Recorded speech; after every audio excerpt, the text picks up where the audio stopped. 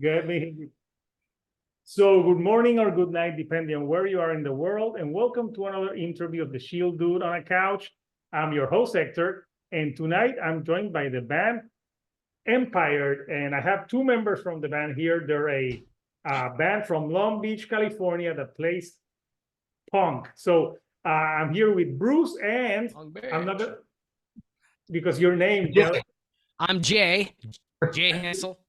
and with Jay and Bruce from the band, and we're here to talk about the album that they released in January called Finding Calm in the Chaos. So, first of all, how are you guys? I'm doing great. I'm doing awesome. Yeah, doing really good today, man. Can't complain. It's a beautiful sunny day in North Hollywood. Awesome.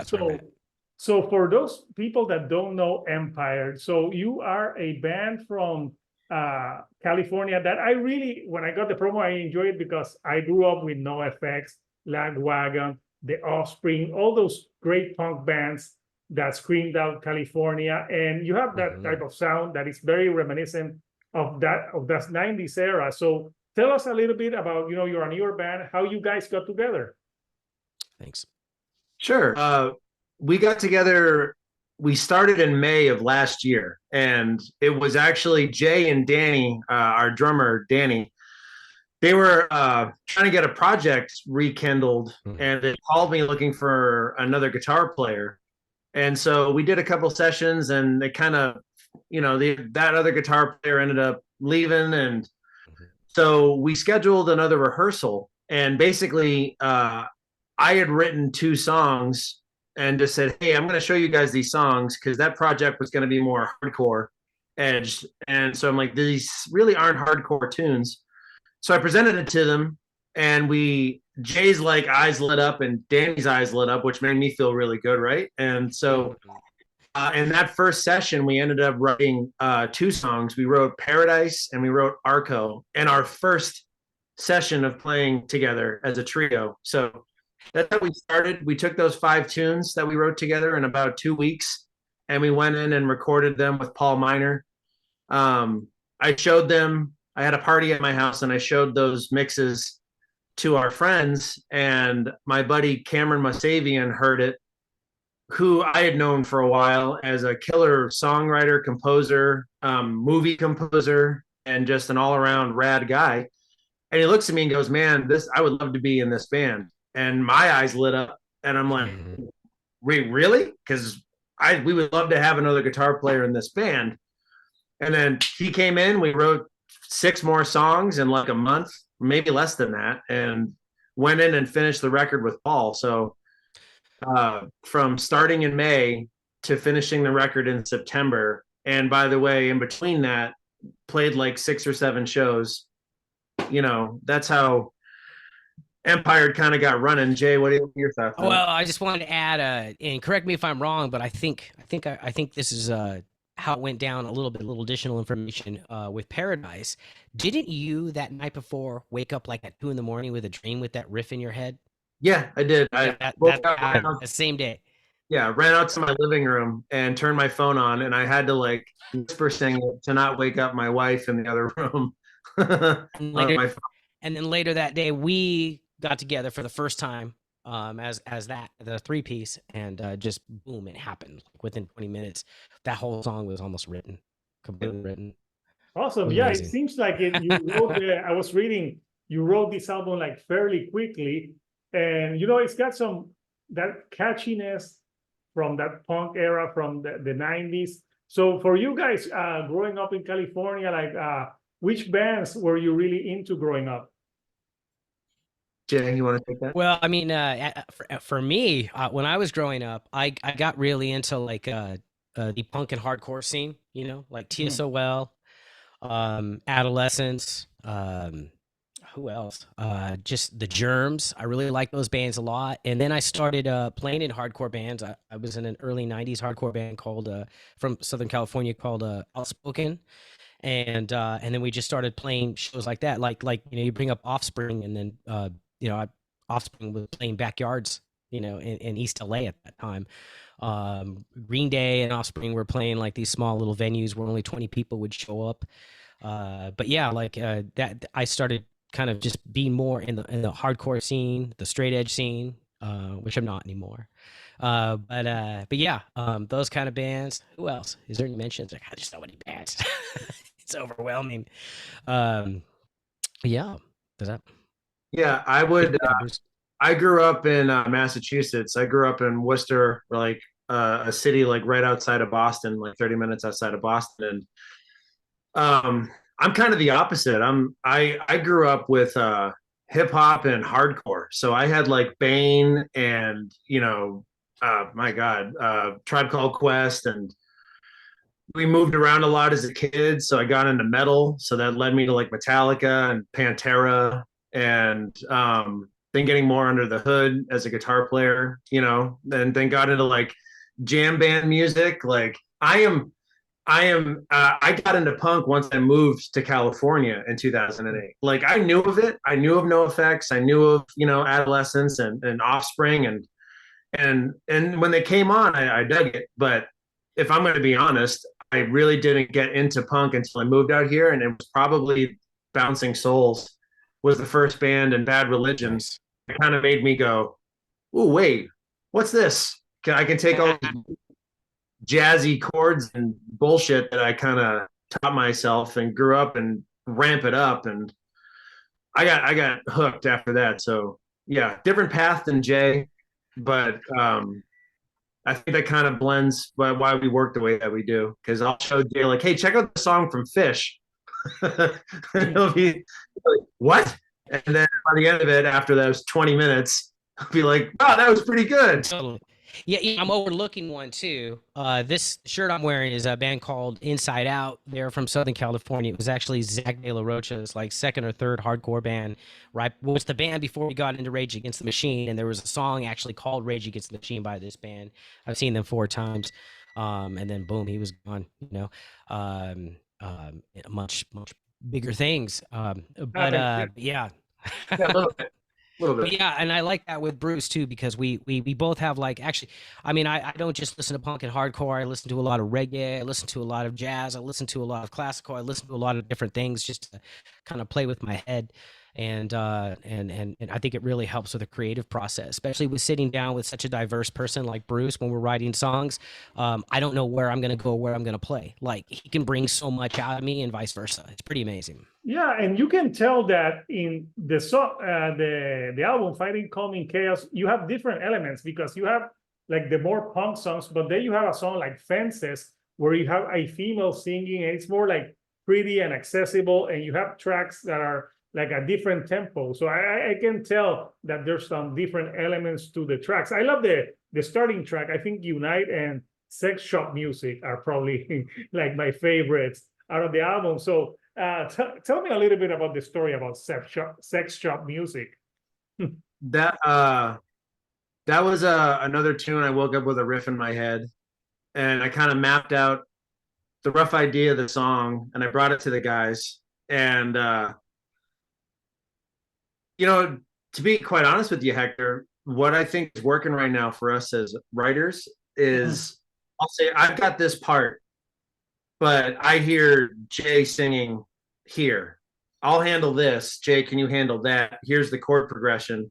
What do you got? And sometimes I give Jay like a theme, like, "Hey, my lyrics are kind of leaning this way." And then, okay, great. And he'll take it and do his thing with it. And that song, "Sex Shop Music," Lynn Lee from Bad Cop, Bad Cop, we said, "Hey, well, we would love for you to be a part of this song." And she like cartwheeled her way into the room and was just like, "Oh my God, I'm hearing this, I'm hearing that. We can do this, we can do that." And it was almost literally, we were like hanging on for dear life, like, as she was coming up with these great vocal arrangement ideas. Because if anyone is listening to us, that means you're affiliated and know of Bad Cop, Bad Cop, and their vocal arrangements are absolutely incredible. So the fact that she was giving us pointers and advice was great. The funny thing is I'm never one to tell people what a song's about. I kind of like you to take your own, hear it and give your own thing on it. I will say the title has absolutely fucking nothing to do with the song. Yeah, the title is, like most the title, really? yeah.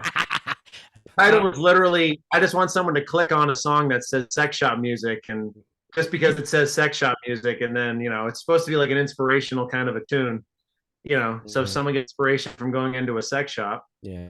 Yeah. It's no BDSM song like everybody wants it to be. Yeah. And you're also not shy to have more like acoustic, like softer songs like Bitter Pill and Repose that end the album. So because sometimes in punk that's like, I remember when Green Day did Time of Your Life, and obviously a lot of people complained because they went like very acoustically, but the album, it's short to the point, and it's got like that hookiness that gets you in. So I want to show the album artwork, so we can talk a little bit about it. So here we have it, the Empire Finding Calm in the Chaos. So who worked on this artwork? That was done by Tokyo Hero. So you may know him. He's a legendary tattoo artist, but he's done album covers for Rancid, for Motorhead. My God, I know there's some I'm leaving out, and he's going to see this interview and text me and bust my balls incessantly. To full transparency, that skull, I was a professional wrestler, and I wanted a logo for my character, and I was like, hey, I want to do something that's like the Saint of Second Chances. And I gave Hero kind of a couple of ideas, and less than like 3 or 4 days later, he came back with this design. And then I ended up getting hurt. So now I just do production work for professional wrestling, right? But I still have this logo. So when we were coming up with album artwork ideas, I go, this is, to me, this band is, I've been in so many bands, as has Jay, as has Danny, and as has Cam. But to me, this is like a proper second chance for everybody in this band. So I didn't think there could have been anything other than the Saint of Second Chances on the cover for our debut album. Because, we're not kids. I'm the baby of the band, and I'm 39. You know what I mean? The fact that we're like going out on these tours, we want to play all over the earth. I'm going to, Europe in June to, promote the band and stuff. Like, this is our second chance, and Jay came up with the title. Jay came up with Finding Calm in the Chaos as a name. That's a great name for an album. Yeah, I like it. And I think it goes with the music, because you have like the more chaotic songs with the calmer. And I like the pink. I think the pink with the background, with the skull and everything looks cool. It looks like that, like all the bands that we're discussing. So yeah, it's a cool logo.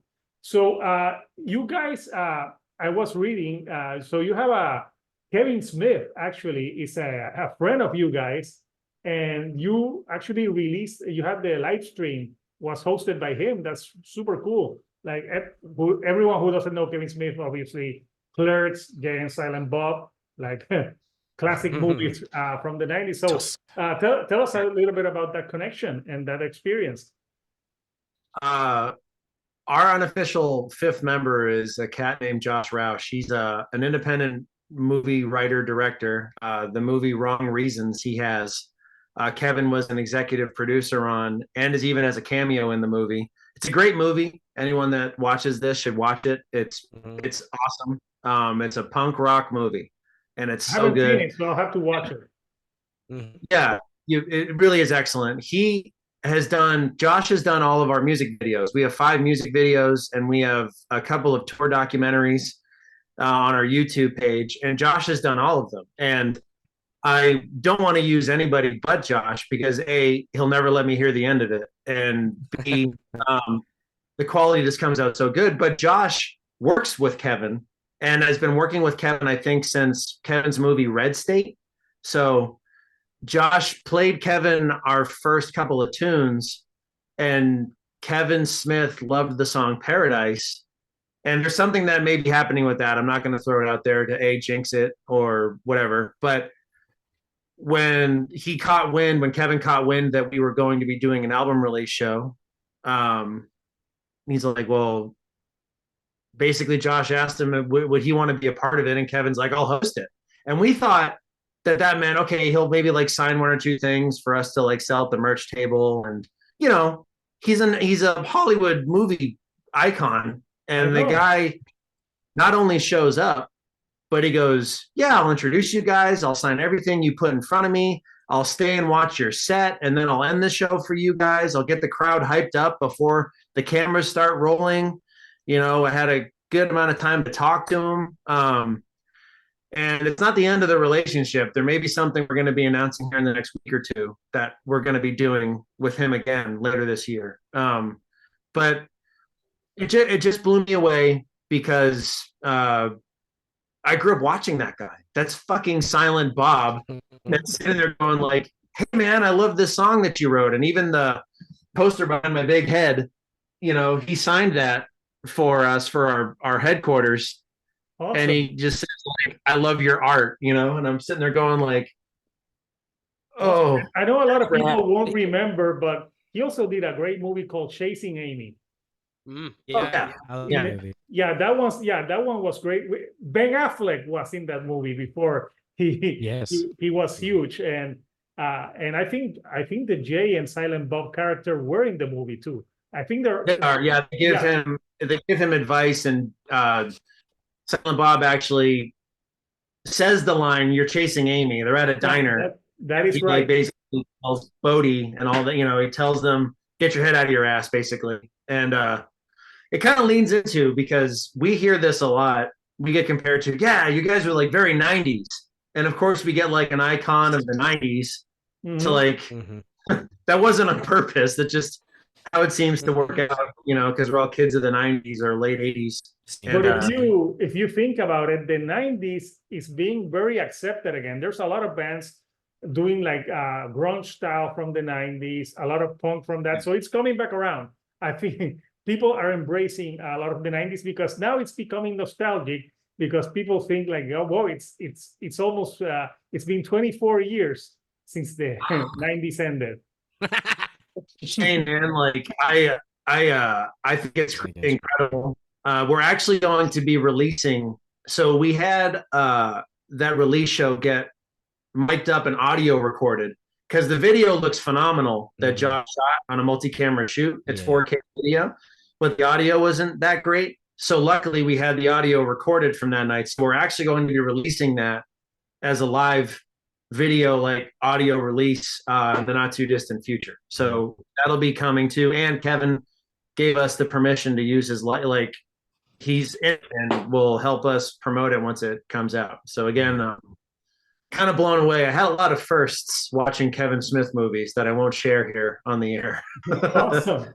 Well, this is, my channel's not for kids, so you can say anything you want. So I know you guys have some upcoming shows. At the last week of March, you're playing, I think it's a West Coast run, right? Yeah, we call it the West Coast World Tour because we wanted to be very Beatles about it. The tour, the tour is going to start in Eugene, Oregon on March 22nd, and then it takes us up to Seattle, then back down to Portland, out to Boise, Idaho, and then we come back to Medford, Oregon. Then we go. And those shows are all going to be awesome. Like, we're planting our flag, going up there. The best way to build fans is to go play in front of them. And we end the tour with 2 big ass shows. One is at the Kilowatt in San Francisco, and Get Dead is headlining that one. And then we go to finish it at our home city of Long Beach with Bad Cop headlining it, Get Dead as direct support, then us, and then Hartwell's, our buddy band, who's doing the whole tour with us. So we started booking this one the second we ended the last one that we did in November that took us up to San Francisco. And we want to do more. It'd be great. If I think if you're watching this now and it's coming up, I think everybody should try to come out. It's going to be a lot of fun. We're going to bring the party. It's going to be so much fun. It's going to be crazy. So get your ass to the shows. Awesome. So it sounds like a fun time. So are you working on new stuff, or are you just like getting the word out for people, or do you already have new stuff that you're working on? We made a hard decision about 2 weeks ago. I think we have 14 or 15 songs written already for the next record, but we just released this one. So we want, and we're not on a label yet, Hector, and we don't have a booking agent yet. So no one's paying for this stuff except for us. So we're gonna take the rest of this. That's like me. I pay for my own stuff on the channel. I do it myself. Yeah, so you get it. Like I like we're couch. Yeah, there you go. We're gonna take this year and tour on the album that we released and the split that we just released with our buddy Hartwell's. It has a song called KG We on it. That is my love song to kicking Nazis in their fucking teeth. I can tell you what that one's about. That sounds like a kick-ass song. So guys, it's been great talking to you. I would recommend this album to anyone that likes that punk from the 90s. We mentioned Bad Religion. We mentioned No Effects. I think more that state punk of California, because that's the sound. This has that, because punk, there's people that's it has the British punk sound, or it has the punk sound from somewhere else, but you have that California punk sound to it. It sounds like that era from the 90s. So for anyone that loves those bands, check out Empire. The album is already out. I'll post the link on Bandcamp, so people who want to buy it, stream it, and I'll put the links of the dates for the shows for people who want to catch you guys live. So anything you like to say to the people before we go today? Jay, what do you got? Come out, see us, get the record, be yourself, love yourself, and make sure that you're surrounded by supportive friends, and create and be. Life is short, True, man. I'm not topping that. What Jay said. I love you all. I love what Jay said. So people, I love you. Until next time, this is Hector, the Shield Dude on a couch, and I'll see you all right here on the couch. Thank you. Love you, Hector. And goodbye.